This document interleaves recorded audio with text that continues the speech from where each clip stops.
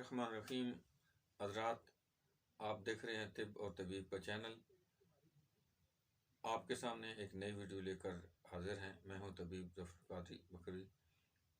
आज का जो मसला है वो फीमेल के हवाले से है, औरतों के हवाले से है। औरतों का जो अमूमी मसला होता है वो लिकोरिया का मामला है, जिसकी वजह से उनकी सेहत भी ख़राब हो जाती है, दीगर और बीमारियां, और कहीं इस लिकोरी की वजह से बांझपन का भी शिकार हो जाती हैं।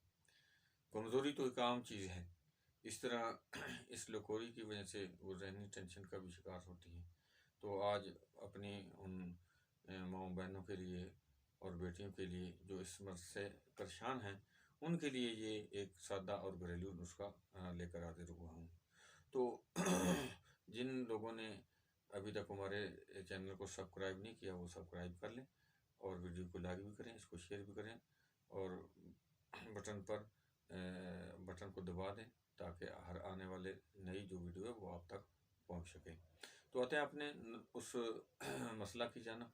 तो इसका एक बेहतरीन और मामूल वाला नुस्खा जो हम आपको दे रहे हैं, और बिल्कुल सादा सा है, और हर औरत अपने घर में किचन में बना सकती है।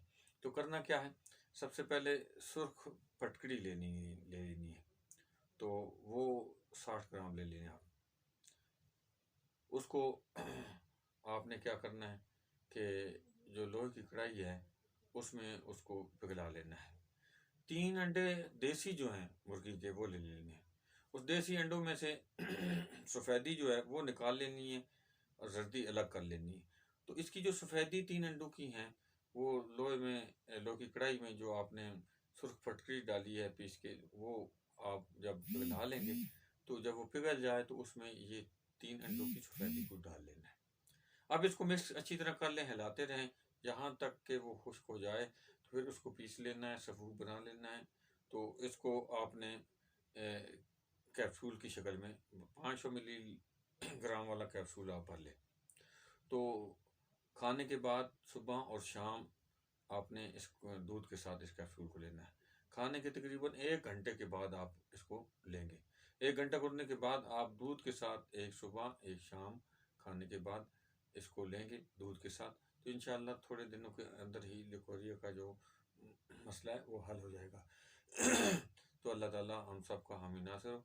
आप को अगर वीडियो अच्छी लगे तो इसको शेयर भी करें, इसको लाइक भी करें, और अच्छे कमेंट्स भी दें।